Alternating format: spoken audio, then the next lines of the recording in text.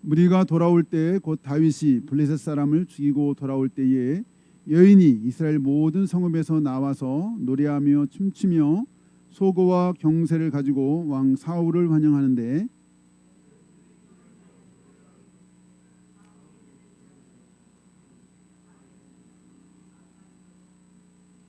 사울이 그 말에 불쾌하여 심히 노하여 이르되 다윗에게는 만만을 돌리고 내게는 천천만 돌리니 그가 더 얻을 것이 나라 말고 무엇이냐 하고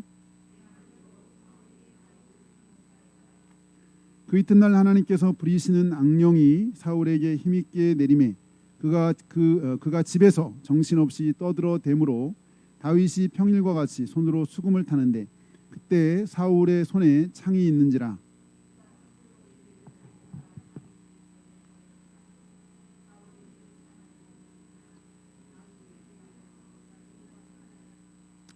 여호와께서 사울을 떠나 다윗과 함께 계심으로 사울이 그를 두려워한지라.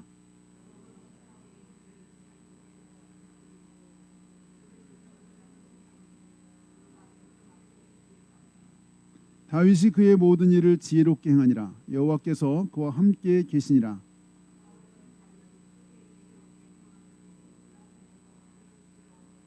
다 같이 온 이스라엘과 유다는 다윗을 사랑하였으니 그가 자기들 앞에 출입하기 때문이었더라. 아멘. 네, 오늘은 하나님의 영과 악한 영 이런 제목으로 하나님의 영과 악한 영 이런 제목으로 함께 좀 은혜를 나누고자 합니다. 혹시 그 80년대 말에 활동했었던 장혜리라는 가수 혹시 아시나요? 장혜리. 이번에 히트곡이 내게 남은 사랑을 드릴게요라고는 곡이 히트곡이라고 했던데 저는 전혀 모르는 분인데 이분의 얘기를 좀 잠깐 들었는데 이분이 한때 그 발라드와 댄스 모두를 소화한 80년대 최고의 가수였었다고 그래요.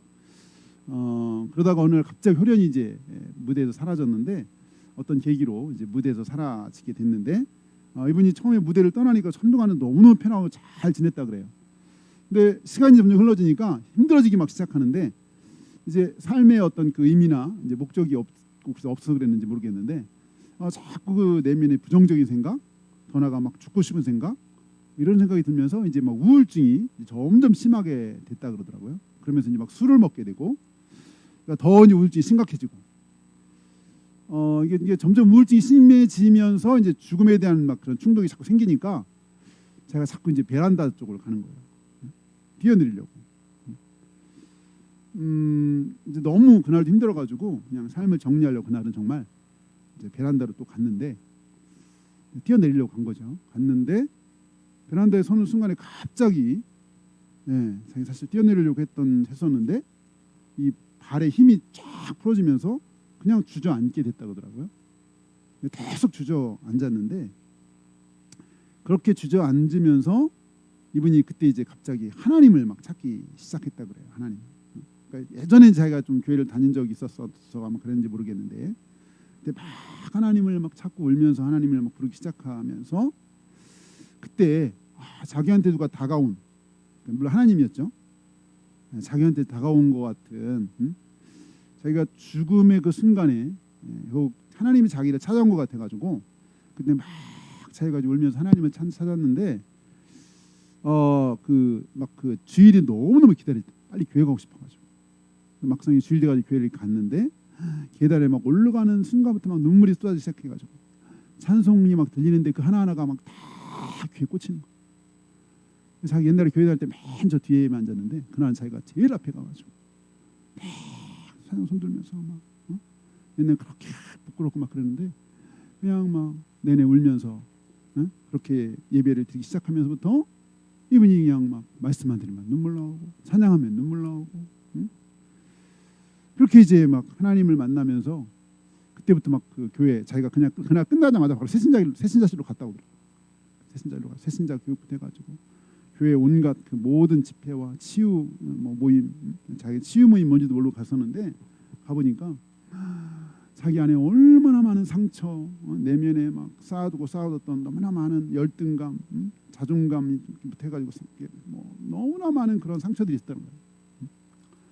그렇게 이분이 그렇게 주님을 뜨겁게 새롭게 만나가지고 이제 새롭게 변화돼서 간증하는 그런 얘기를 제가 들었는데, 얘기를 들으면서 그 순간에 하나님이 찾아왔으니까 다행이지. 응? 만약에 거기 악한 영이 왔으면, 응? 악한 영이 뭐라 했을까요? 야, 뛰어내려. 야, 순간이야. 응? 아마 악한 영은 분명히 그랬을 거예요. 뛰어내려. 응? 근데 그 결정적인 순간에 하나님이 찾아와요. 아마 이 어릴 때 이게 그 신앙생활 해석을 어쩐지 모르겠는데 어쨌든 너무 당연스러운 거죠. 그때 누가 찾아오느냐에 따라 이 인생이 완전히 달라질 수 있었는데, 그 악한 영이 왔었으면 아마 뛰어내려서 아마 생을 마감할 수 있겠죠. 그렇게 자살 충동에 늘 시달리고 살다가 그 결정적인 순간에 누가 자기한테 찾아왔는가. 이 오늘 이 하나님의 영과 악한 영, 이런 좀 제목으로 말씀을 나누는데, 사실은 우리가 잘 아는 것처럼 악한 영들이 좀 존재하는 거 너무 잘 알죠. 베드로전서 5장 8절에 근신하나 깨어라. 우는 사자같이. 누가 우는 사자같이? 너희 대적 마귀가 우는 사자같이 두루 다니며 삼킬 자를 찾는다. 이 너희 대적 마귀, 그러니까 우리의 대적이라는 거죠. 우리를 어떻게든지 걸러 넘어지게 하는 마귀가 정말 이 우는 사자같이, 배가 고파가지고 막 으르렁거리는 사자같이 삼킬 자를 찾아다닌다. 그래서 너희는 믿음을 굳게 해서 그를 대적해라. 믿음을 굳건하게 해서 마귀를 대적해라. 너희를 넘어뜨리려고 하는 마귀를 대적해라. 그렇게 말씀하셨죠. 이 악한 마귀, 악한 영들 우리를 끊임없이 넘어뜨리려고 하나님께서 멀어지게 하고 예수 못 믿게 하고, 이게 다 악한 영들이 하는 것이죠. 어떤 분은 예배드리러 오는데도 이제 이 방해받는 분들이 아마 있는 것 같아요. 예배 오려고 하면 막 어떤 일이 생기는 거예요. 갑자기 예배 오려고 막 몸이 아프고요. 없던 일 막 생기고, 갑자기 막 부부가 조그만 일 가지고 막 서로 막 큰 소리 내고, 언성 지르고 막 소리 지르고, 이런 일도 있죠. 악한 영들이 어떻게 방해하는 거예요? 하나님께 가까이 가는 걸 막는 거죠. 우리 길가에 뿌려진 예수님의 씨 뿌린 비유, 길가에 뿌려진 씨 기억나시죠? 길가에 있다는 것은 말씀을 듣긴 들었는데 이에 마귀가 가서 그들이 믿어 구원을 얻지 못하게 하려고, 마귀가 그들이 믿어 구원을 얻지 못하게 하려고 말씀을 그 마음에서 빼앗는 거다.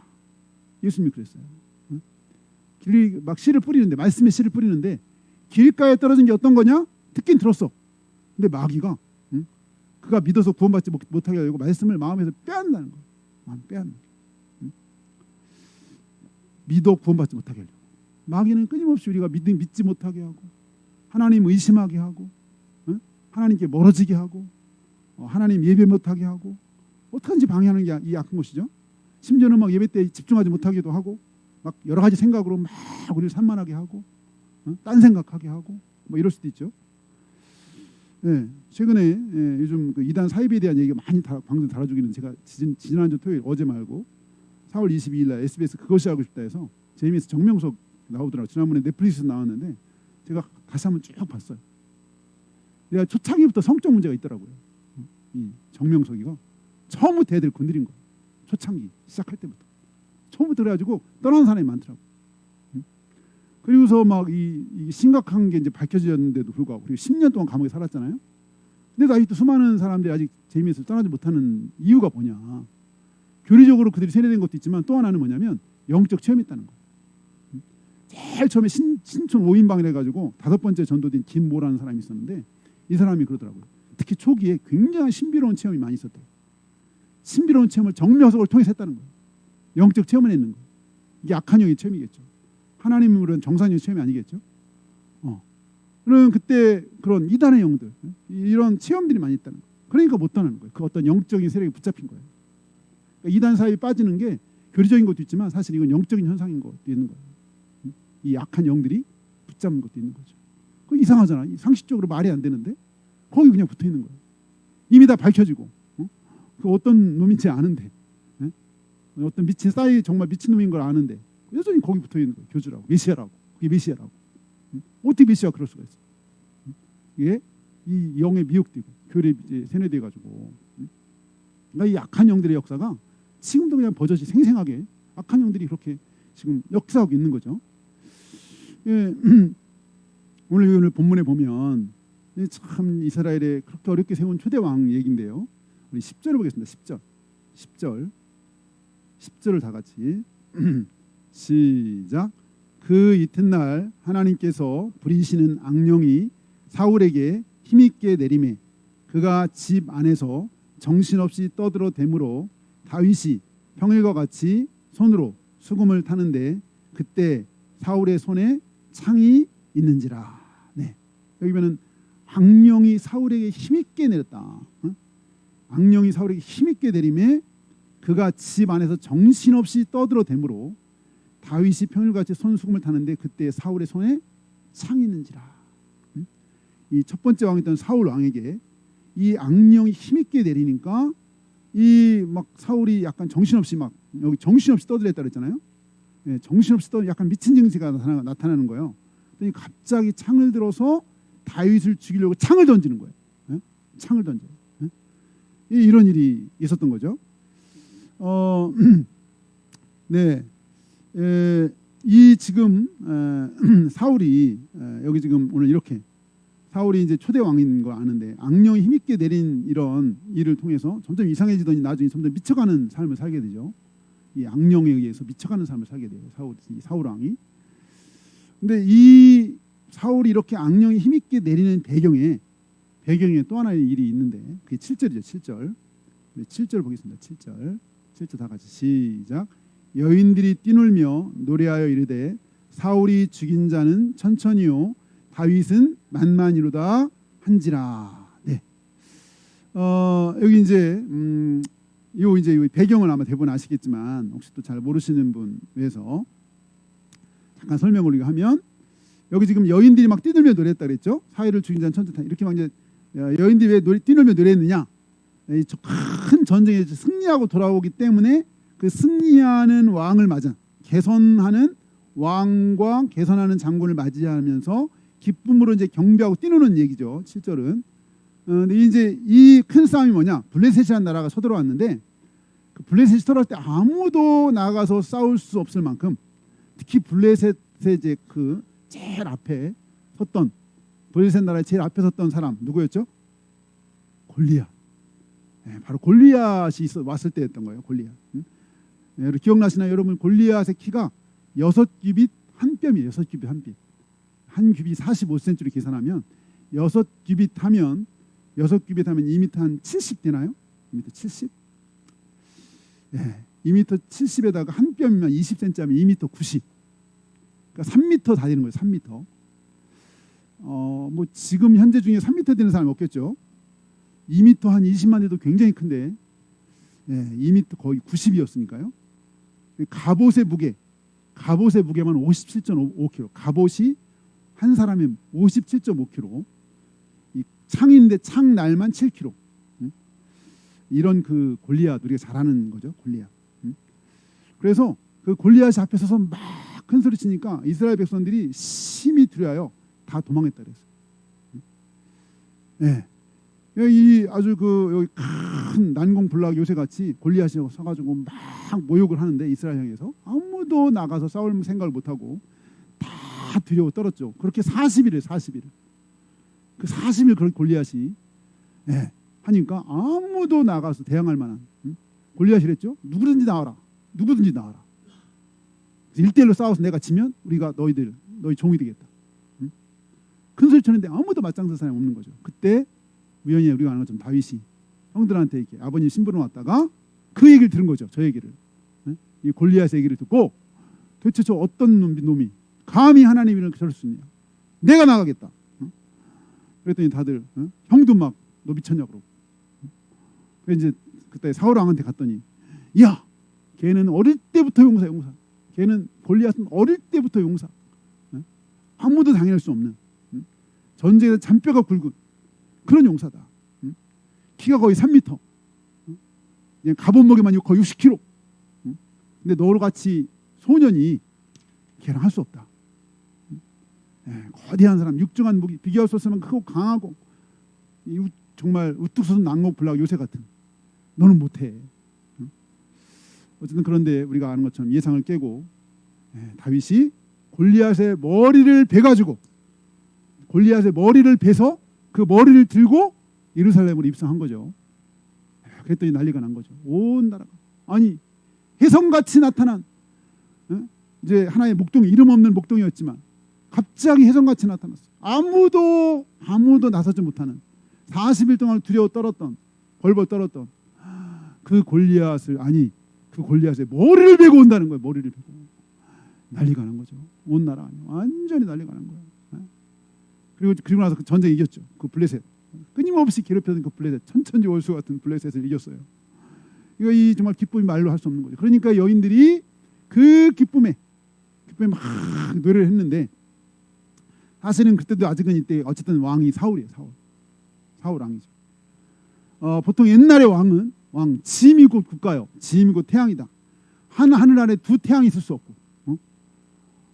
그런데 여전히 그래도 왕이 있는데 이 여인들이 막 노래를 했는 노래가 이게 이제 한 사람한테만 거슬린 거예요. 딱 한 사람한테만 거슬린 거죠. 누구한테? 사울 왕한테 거슬린 거예요. 사울 왕. 모든 사람은 다 기뻐하고 즐거워하는데 이 여인들의 노래 때문에 거슬린 딱 한 사람이 사울 왕이었다. 사울 왕. 사울의 죽인 자는 천천히요, 다윗은 만만. 이 천천이라는 말은 수천이라는 뜻이고 만만은 수만이라는 뜻인데 수만.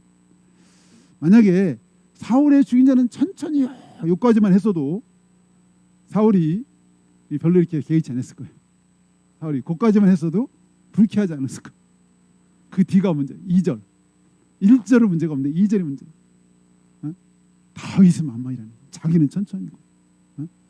이게 사울의 마음을 크게 아주 불쾌하게 하고 불쾌를 넘어서 분노가 일어나. 분노가 일어났어. 그게 막 못 참게 된 거죠. 못 참게 된 거. 우리 8절입니다. 8절 시작. 사울이 그 말에 불쾌하여 심히 노하여 이르되 다윗에게는 만만을 돌리고 내게는 천천만 돌리니 그가 더 얻을 것이 나라 말고 무엇이냐 하고. 온 나라가 승리의 기쁨에 충만한데 이 한 사람만 갑자기 어느 날 갑자기 툭 튀어나온 이름도 없는 저 목동, 저 목동한테 이목이 막 쏠리는 것 같으니까 갑자기 왕이 불안해지는 거예요. 혹시 왕권이 저한테 가는 거 아니야? 근데 이 불안해서 멈춘 게 아니라 그 대상인 그 혁혁한 공을 세운 다윗에게로 향하더니 그 다윗, 우리 9절 봅니다. 9절 시작.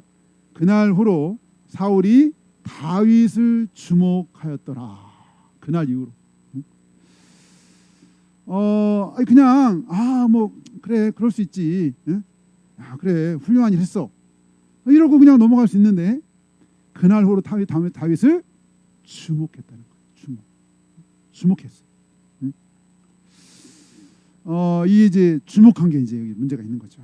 주목했는데 이 바라보는 그 눈의 시선이 그냥 바라본 게 아니라 좋은 시선이 아니고 질투의 화신, 지독한 질투가 시작된 거예요.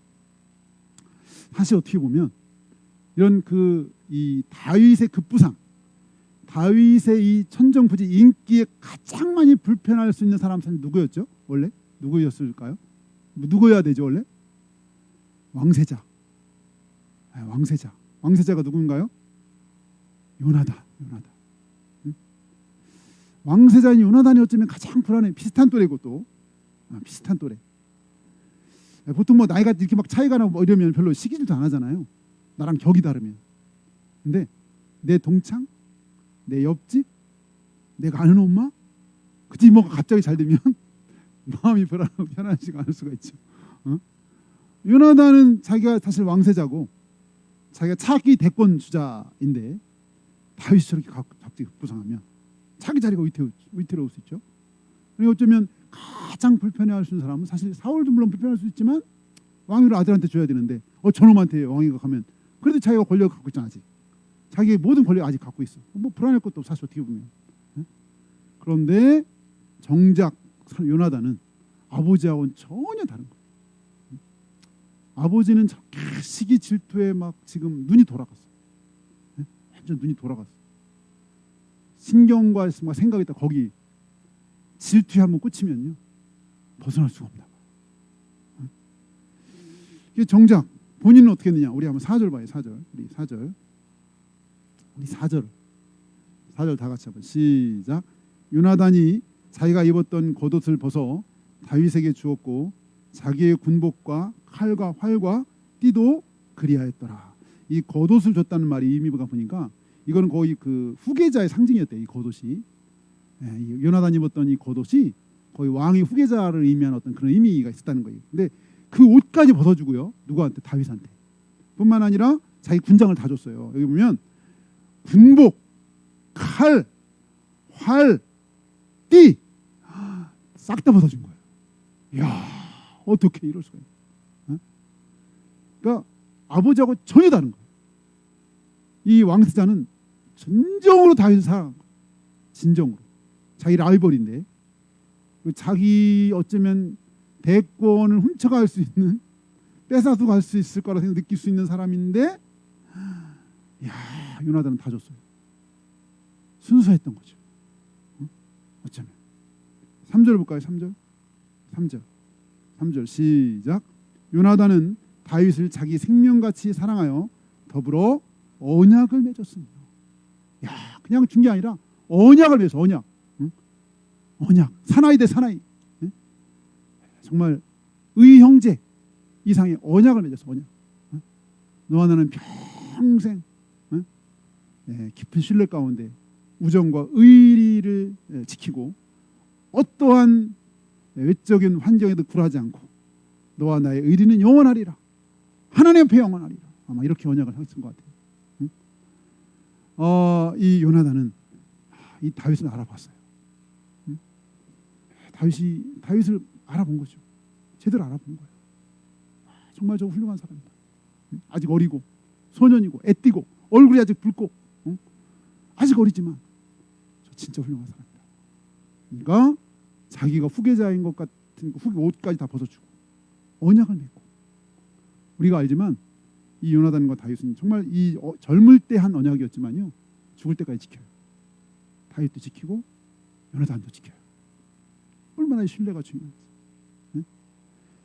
아버지, 근데 이 요나단의 아버지인 사울은 자기하고는 달리 끊임없이 자기의 이렇게 정말 언약을 맺은 다윗을 막 죽이려고 하니 요나단으로서는 너무 이제 안타깝.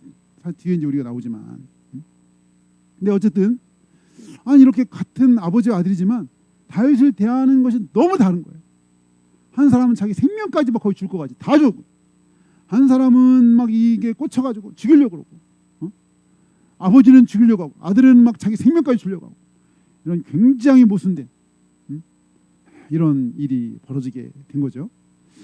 근데 이렇게 사울이 정말 다윗을 시기하고 질투한 데 더 나아가 미움이 자리 잡기 시작하니까, 여기서 그친 게 아닌 거예요. 우리 다시 한번 10절을 봅니다. 10절 다 같이 시작. 그 이튿날 하나님께서 부리시는 악령이 사울에게 힘있게 내림에 그가 집안에서 정신없이 떠들어대므로 다윗이 평일과 같이 손으로 수금을 타는데 그때 사울의 창이 있는지라. 11절 시작. 그가 스스로 이르기를 내가 다윗을 벽에 박으리라 하고 사울이 그 창을 던졌으나 다윗이 그의 앞에서 2번 피하였더라. 질투하고 주목하기 시작하니까 하나님의 악령이 그에게 힘있게 내렸다는 거예요. 이게 굉장히 중요하죠. 질투하고 그다음에 그에게 대한 마음이 삐뚤어진 마음이 작용하기 시작하니까 그 다음날 하나님의 악령이 역사했어요. 악령. 그러니까요, 우리 안에 나쁜 마음을 갖고 있으면 누가 유혹할 수 있다? 악령이 유혹할 수 있어요. 악령. 그러니까 그 가룟 유다가 예수님을 팔려는 생각을 물론 사탄이 넣었다고 하지만 가룟 유다의 마음에 그런 마음이 있으니까 사탄이 거기다가 이제 역사한 거죠. 사탄이 가룟 유다의 마음에 예수 팔려는 생각을 집어 넣었다고 했지만 사실은 유다의 마음에 그 힘이 있는 거예요. 이미 그 딱한 마음이 있으니까 악령이 역사하는 거예요. 그러니까 우리 안에 죄를 우리가 품고 사는 것은 누가 그러더라고요. 귀신 초대장이라는, 귀신한테 초대장을 날리는 거예요. 나한테 오세요. 귀신이요, 악령이요. 우리 안에 시기, 질투, 미움, 다툼, 분열, 우리 안에 그런 죄를 품는다? 귀신 초대장. 귀신이야 나한테 오라. 누가 이렇게 적나라하게 표현하길래 하는데 막 되게 실감나게. 지금 사울이 그런 거예요. 사울이. 그러니까 왜 하나님이 죄를 미워하고 우리로 죄에 거하지 말라고 하느냐? 그거는 정말 사탄이 좋아하고 귀신이 좋아하는 거예요. 죄는. 그래서 우리를 죄짓게 하고 유혹에 빠지게 하고 유혹에 막 넘어가게 하고, 그러면 이제 막 귀신의 밥이 되는 거죠. 거기 빠져서 거기 살면 귀신의 밥이 되는 거죠. 아니 안 그래도 좀 막 우는 사자같이 막 찾아다닌다고 그랬는데, 이렇게 그러니까 여기서 정말 이 사울이 이 시선 여기 주목했더래. 주목. 다윗을 그일하기로 주목했다는 계속. 그부터 사울의 이 왕권, 이 귀한 이 왕권을 이 다윗을 주목해서 그를 죽이는데 허비하는 거예요. 10년을 이후로 10년을 이 고귀한 인생을, 좋은 일 있어도 아까울 인생을 다윗을 쫓아다니고 죽이려고 하는데 혈안이 돼서 미쳐가지고 살아요. 이렇게 죄에서 돌이키지 못하고 그 시선을 다윗에게로 돌릴 게 아니라 누구한테? 자기 마음에 돌려야 되고, 이 모든 상황을 다 바라보시는 하나님께로 시선을 돌려야 되는데 시선이 삐딱하게 가니까, 삐딱하게 잘못된 방향으로 간 거예요. 자기 안에 갔으면 보겠죠. 하나님 제 안에 이런 마음이 있습니다. 이 질투하는 마음이 있습니다. 시기하는 마음이 있습니다. 제 안에 보니까 제가 뭐 제 왕권을 생각해서 그러는 것 같은데, 이거 합당치 않은, 하나님 앞에 하나님 기뻐하시지 않는 마음이니 이 마음을 정리해 주세요. 이 마음을 처리해 주세요. 하나님께 시선을 향해서 하나님께 나아가야 되는 거예요. 하나님께 저 그렇게 시기하고 질투하는 저는 십자가에 예수님과 죽었습니다. 십자가 신약으로 말하면 질투하고 미워하는 나는 죽었습니다. 나는 죽고 내 안에 주님이 사십니다. 주님 내 마음을 새롭게 해주시고 이 시기하는 마음 완전히 새롭게 바꿔주시고 이거 원수 틈타지 못하도록 도와주세요. 원수 틈타지 도와주세요. 이랬으면 여기 하나님 부르신 악령이 힘있게 내지 않았을 거예요. 주목하면서 그 마음을 갖고 있는 거예요. 그 마음 품고 있는 거예요. 그래서 이 예배에서 그랬잖아요. 너가 분을 내어도 그거 해를 넘기지 말아라. 그래서 마귀에 틈타지 못하게 해라. 막 분을 품고 막 사는 거예요. 계속 안에 마귀에 틈탄다는 거예요. 신약에서 하는 거예요. 신약에서 하는 얘기잖아요. 이게. 마귀로 틈을 타지 못하게 해라. 미워하는 마음 계속 품고 사면 거기 마귀가 틈타는 거예요. 누가 막 죽도록 미워? 그거 마귀 초대, 귀신을 초대하는 거예요. 정리해야 돼. 그러니까 다른 사람에게 시선을 물론 돌릴 수도 있어요. 누가 또 할 수 있지만 그보다도 내 안에 어떤 마음이 있는지, 얘는 무슨 마음이 있는지. 원래 사울이 이랬냐? 안 그랬어요. 처음 하나님이 사울을 왕으로 세울 때 기름 붓고 난 다음에 성령이 임하니까, 성령이 크게 임하니까 막 사울이 막 예언을 했어요. 사울이 막 예언을 하고 그러면서 암몬이 쳐들어왔을 때 막 그 성령에 감동돼서 나가가지고 결국 암몬부터 막 승리도 했고요. 그때 우리 한번 하나만 보고 가겠습니다. 우리 11장 앞으로 넘어갑니다. 11장 저 앞에 11장 13절.